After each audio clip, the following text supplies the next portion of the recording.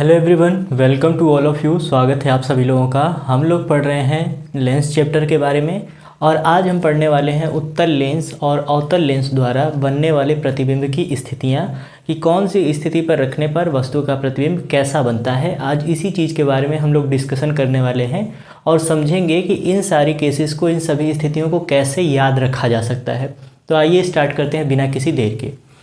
तो सबसे पहले हम देखेंगे उत्तल लेंस द्वारा प्रतिबिंब का बनना। तो उत्तल लेंस द्वारा कुल 6 स्थितियां होती हैं। इसमें से 3 स्थितियां हम लोग इससे पहले वाली वीडियो में पढ़ चुके हैं।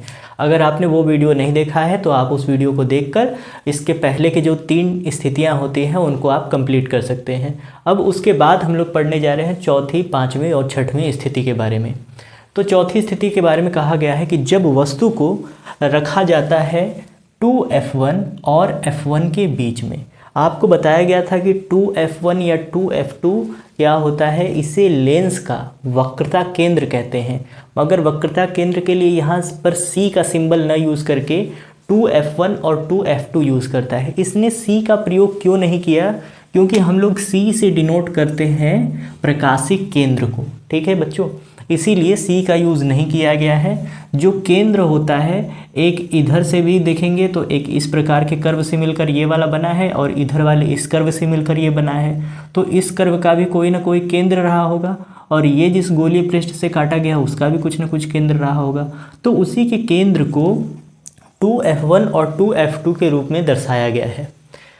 तो चौथी स्थिति में कहा गया है यदि वस्तु को F1 क्या है, मुख्य फोकस है, मुख्य फोकस और इसे आप वक्रता केंद्र कह सकते हैं। जब वस्तु को मुख्य फोकस और वक्रता केंद्र के बीच में रखा जाता है, या तो इस तरह बोल सकते हैं जब वस्तु को 2F1 और F1 के बीच में रखा जाता है, तो उस समय वस्तु का प्रतिबिंब कैसा मिलेगा।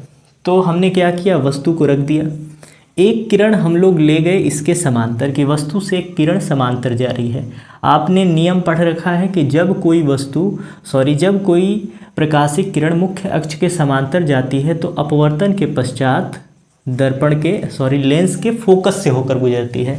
तो अब ये इसके दूसरे फोकस से होकर जा रही है। ठीक है। और एक आपने पढ़ा है नियम कि जब कोई प्रकाशिक किरण प्रकाशिक केंद्र से गुजरती है तो उसमें किसी प्रकार का विचलन नहीं होता है। तो एक किरण हम वस्तु से निकाल कर ले गए पॉइंट C से होते हुए, तो इसमें किसी प्रकार का विचलन नहीं होगी, मगर ये दोनों किरणें एक दूसरे को यहाँ पर इंटरसेक्ट करती हैं। अब हमने देखा कि ये कहाँ पर काट रही हैं, तो यहाँ पर हमें मिला F2 क्योंकि फोकस से होकर जाती है, यहाँ पर मिल गया हमें 2F2 और यहाँ पर आगे कौन सी दूरी हो जाएगी, अनंत। जितनी लंबाई लेना है ले लीजिए। तो अब इसका जो इमेज बन रहा है वो 2F2 और अनंत के बीच में बन रहा है। और देखने को क्या मिल रहा है, देखने को मिल रहा है कि वस्तु उल्टा है। वस्तु का प्रतिबिंब कैसा है, उल्टा है। और आपको बताया गया, चाहे आप लेंस पढ़ रहे हो या दर्पण पढ़ रहे हो, जब कभी भी उल्टा प्रतिबिंब होता है तो उल्टे प्रतिबिंब को कहा जाता है वास्तविक प्रतिबिंब। ठीक है, वास्तविक। ठीक है। तो जो उल्टा है इसका मतलब वास्तविक है। अब पूछता है कि वस्तु से छोटा बनेगा या वस्तु से बड़ा बनेगा। तो जब वस्तु को 2F1 और 2F2 के बीच में रखा जाता है तो वस्तु का प्रतिबिंब हमेशा वस्तु से बड़ा बनता है। कहाँ पर बनता है, तो 2F2 और अनंत के बीच में बनता है। उम्मीद करते हैं प्यारे बच्चों ये कंडीशन आपको समझ में आ गई होगी। अब बढ़ते हैं अगले कंडीशन की ओर।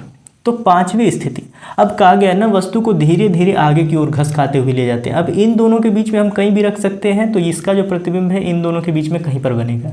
अब वस्तु को रखेंगे इस पॉइंट पर, अर्थात F1 पर, यानी मुख्य फोकस पर, कि जब वस्तु को उत्तल लेंस है, जब वस्तु को मुख्य फोकस या F1 के ऊपर रखा जाता है, उस कंडीशन में, उस स्थिति में उसका प्रतिबिंब कैसा और कहाँ पर बनेगा।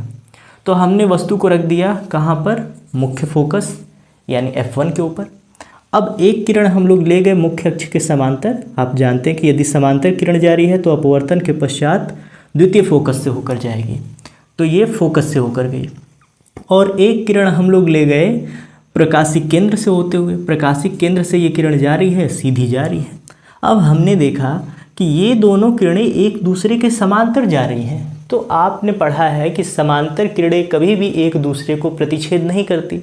अब प्रतिच्छेद नहीं करती तो प्रतिबिंब नहीं बनेगा, मगर मान लिया जाता है कि ये किरणें अनंत पर जाकर, यहाँ पर तो नहीं मगर अनंत दूरी चलेंगी, तब हो सकता है कि एक दूसरे को प्रतिच्छेद कर जाएं। ठीक है, तो मान लेंगे कि वस्तु का प्रतिबिंब कहाँ बनेगा, अनंत पर। आपने पढ़ा था कि जब वस्तु को अनंत पर रखा जाता है तो उसका प्रतिबिंब फोकस पर बनता है। अब वस्तु को जब आपने फोकस पर रख दिया तब इसका प्रतिबिंब कहाँ पर बन रहा है, अनंत पर बन रहा है। अब देखिए ये किरणें नीचे की ओर जा रही हैं, तो मान लेते हैं अगर ये एक दूसरे को प्रतिच्छेद करेंगी भी तो नीचे की ओर करेंगी, नीचे की ओर करेंगी तो इसका प्रतिबिंब कैसा बनेगा, उल्टा बनेगा। अगर कोई प्रतिबिंब उल्टा बन गया तो इसका मतलब उसका नेचर कैसा होगा, वो रियल इमेज फॉर्मेट करेगा, अर्थात वास्तविक प्रतिबिंब बनाएगा और वस्तु से बड़ा होगा, क्योंकि किरणें अनंत दूरी चलेंगी। अनंत दूरी चलने का मतलब बहुत लंबी दूरी, तो वस्तु का प्रतिबिंब भी क्या होगा, बहुत बड़ा बनेगा, वस्तु के आकार से बहुत बड़ा। और कहाँ पर बन रहा है बच्चों, अनंत पर बन रहा है, इन्फिनिटी पर बन रहा है। उम्मीद करते हैं ये केस भी समझ में आया होगा, बहुत ही ईजी है।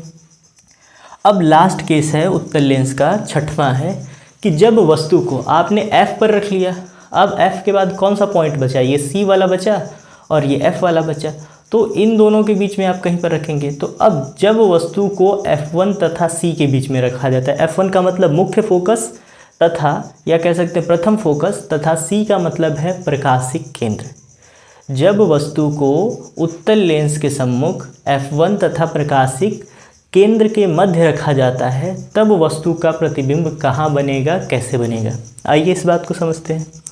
तो हमने ले लिया उत्तल लेंस, ये बना लिया हमने पॉइंट F1 और ये हमने बना लिया C, बना लिया प्रकाशिक केंद्र। इन दोनों के बीच में हमने रख दिया वस्तु को। अब आप जानते हैं कि एक किरण हम लोग ले जा रहे हैं समांतर वस्तु से होते हुए, जैसे आप खड़े हैं तो आपके ऊपर से भी तो किरण जा रही है, तो समांतर जा रही है। तो एक किरण समांतर गई और लेंस से अपवर्तन के पश्चात, आप जानते हैं अगर समांतर जा रही है तो अपवर्तन के पश्चात द्वितीय फोकस से होकर जाएगी, तो ये जा रही है द्वितीय फोकस से। और एक किरण हम लोग ले गए प्रकाशिक केंद्र से, अब जानते हैं प्रकाशिक केंद्र से जो किरण जाती है सीधी निकल जाती है, वैसे ही अब हमने देखा कि एक किरण इधर की ओर जा रही है, एक किरण इधर की ओर जा रही है, अर्थात दोनों किरणें फैल रही हैं। ठीक है, तो जब दो किरणें फैल रही होती हैं तो इसमें कोई संभावना ही नहीं है कि वो एक दूसरे को प्रतिच्छेद करे। समांतर में तो फिर भी अनुमान लगा लेते हैं व्यक्ति कि मान लेते हैं कि कट सकता है, मगर जब आपको पहले ही दिख रहा है कि दो चीज़ें दूर जा रही हैं तो जितना लंबा डिस्टेंस करेंगे उतनी उनके बीच की दूरी बढ़ती जाएगी। तो जब उनके बीच की दूरी बढ़ रही है इसका मतलब ये तो एक दूसरे को कभी प्रतिच्छेद ही नहीं करेंगी, तो इधर की ओर तो इनका प्रतिच्छेद करना संभव नहीं है। तो अब हम क्या करेंगे कि इन किरणों को हम पीछे की ओर लाने का प्रयास करेंगे। तो हमने इसे डॉटेड लाइन करते हुए पीछे की ओर लाए और इस वाली किरण को भी हम लोग डॉटेड लाइन करते हुए पीछे की ओर, कि आगे भले न काटें, मान लेते हैं कि ये किरणें एक दूसरे को पीछे किसी पॉइंट पर इंटरसेक्ट करेंगी, प्रतिच्छेद करेंगी, और वो पॉइंट ये है। और आप जानते हैं जहाँ पर किरणें एक दूसरे को प्रतिच्छेद करती है वहाँ पर क्या बनेगा, इमेज बनेगा। अब देखिए यहाँ पर ये किरणें वास्तव में काट रही हैं, नहीं काट रही हैं, हम लोगों ने मतलब बाई फोर्स, जबरी कहते हैं ना, एकदम ज़बरदस्ती इन दोनों को मिला दिया है। तो जब हम लोग ऐसा हो नहीं रहा है, केवल ऐसा हम लोग मान ले रहे हैं, तो इसका इमेज भी बस मानने के लिए बनेगा। मानने का मतलब ये वास्तविक इमेज है, मगर जब हम लोग मान कर रहे हैं तो इसका इमेज भी कैसा बनेगा, काल्पनिक, या जिसे हम लोग कहते हैं आभासी। ठीक है, इमेजिनरी, कि वैसा है नहीं, केवल मान लिया गया है।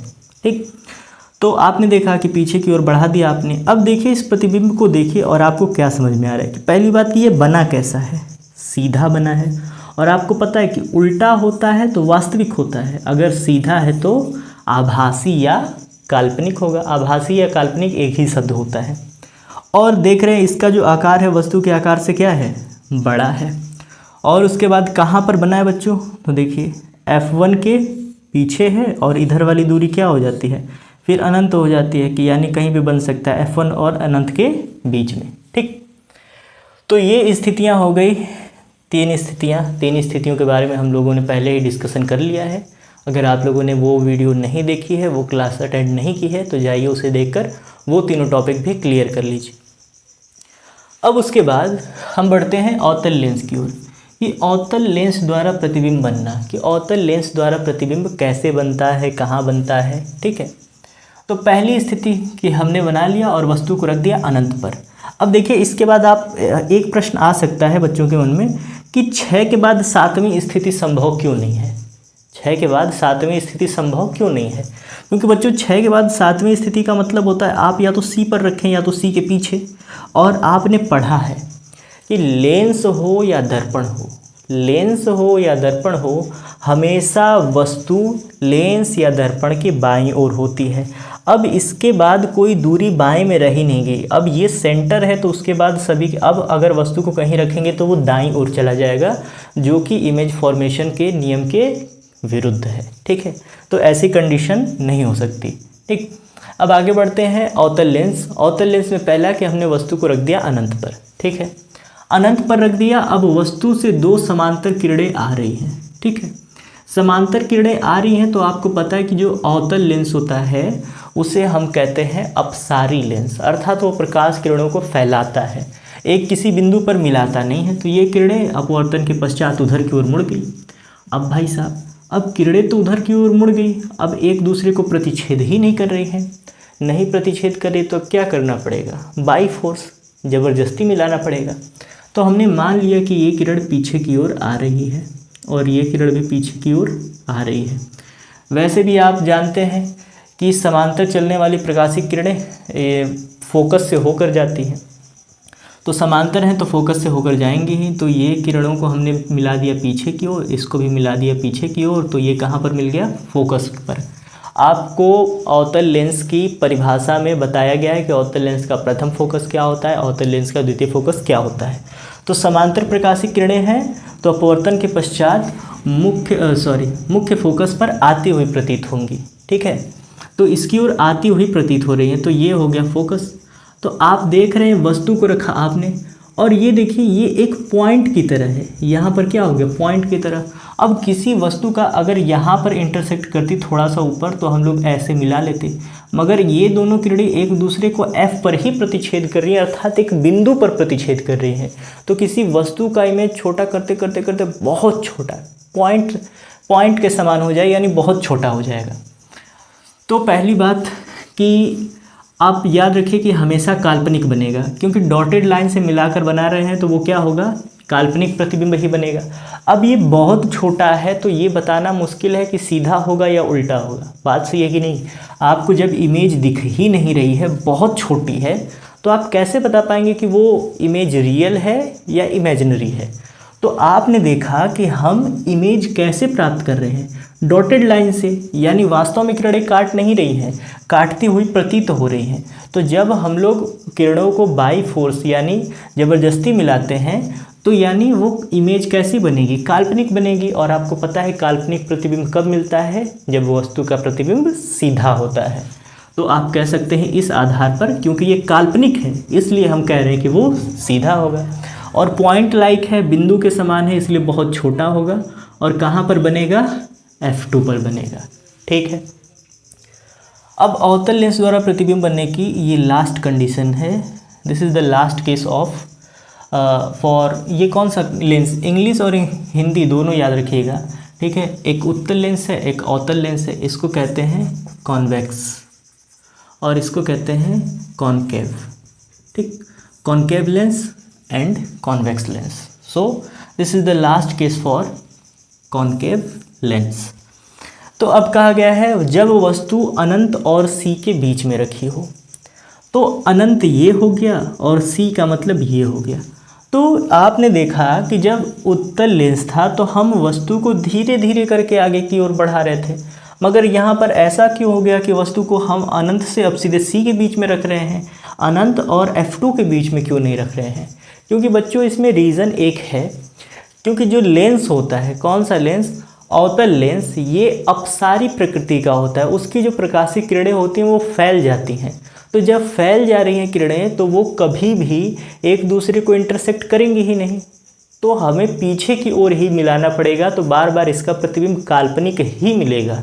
ठीक है, इसीलिए बच्चों यहाँ पर 6 केस नहीं बनते, केवल 2 केस बनते हैं। एक अनंत पर रखेंगे तो द्वितीय फोकस पर मिलेगा, F2 पर मिलेगा। अब उसके बाद जब वस्तु को हमने रख दिया अनंत और सी के बीच में कहीं भी रख दीजिए, तो मान लेते हैं हम ये वस्तु यहाँ पर है, तो वस्तु यहाँ पर है तो इससे एक किरण हमने समांतर चलाई और जानते हैं समांतर किरण अपवर्तन के पश्चात अवतल लेंस के फोकस की ओर आती हुई प्रतीत होती है। तो ये अपवर्तन हो गया, तो एक किरण इधर फोकस की ओर आएगी, ठीक है। और एक किरण हम ले गए प्रकाशिक केंद्र से, वो सीधी जा रही है जैसे वैसे ही निकल जाएगी। तो अब देख रहे हैं कि ये और ये एक दूसरे को इस पॉइंट पर इंटरसेक्ट कर रहे हैं, प्रतिच्छेद कर रहे हैं, तो यहाँ पर वस्तु का बन जाएगा प्रतिबिंब। तो वस्तु का प्रतिबिंब बन जाएगा, तो ये कौन सा पॉइंट है? पहली बात कि कैसा बना है, सीधा बना है। सीधा है इसलिए हम कहेंगे कि उसकी प्रकृति कैसी होगी, काल्पनिक होगी। आकार देखिए इसका आकार वस्तु से क्या है, छोटा है। कहाँ पर बना है, F2 और C के बीच में, यानी F2 और प्रकाशिक केंद्र के बीच में। अब बात की जाए याद रखने के तरीके की, तो अगर किसी बच्चे ने दर्पण के अंदर उत्तल दर्पण और अवतल दर्पण, कौन सा दर्पण, उत्तल और अवतल, ठीक है, उत्तल और अवतल दर्पण के, इसमें भी अवतल दर्पण के 6 केस होते हैं, उत्तल दर्पण के 2 केस होते हैं। और आपने इसमें देखा ये दर्पण में होता है, मगर लेंस में आपने देखा होगा अवतल लेंस में, अवतल दर्पण में 6 होता है, उत्तल दर्पण में 2 होता है। इसमें उल्टा हो गया कि उत्तल लेंस में 6 स्थितियां होती हैं और अवतल लेंस में 2 स्थितियां होती हैं। तो इसकी 2 स्थितियां इसकी 2 स्थितियों के ठीक बराबर होती है, इसकी 6 स्थितियां इसकी 6 स्थितियों के ठीक बराबर होती है। यानी जब कभी भी आपको पढ़ना हो तो दोनों का कंपैरिजन करके यदि आप पढ़ेंगे तो आपको दोनों चीज़ें एक साथ याद हो जाएंगी। आप उठाकर देख लीजिएगा, इसकी पहली स्थिति उठाइएगा अवतल दर्पण की, और उठाइएगा आप स्थिति उत्तल लेंस की प्रथम स्थिति। दोनों की स्थितियों को उठाएंगे और उनका रिजल्ट देखेंगे तो एक ही जैसा मिलेगा। अवतल दर्पण में वस्तु का प्रतिबिंब अनंत पर रखने पर फोकस पर बनता है, उल्टा बनता है, वास्तविक होता है और छोटा बनता है।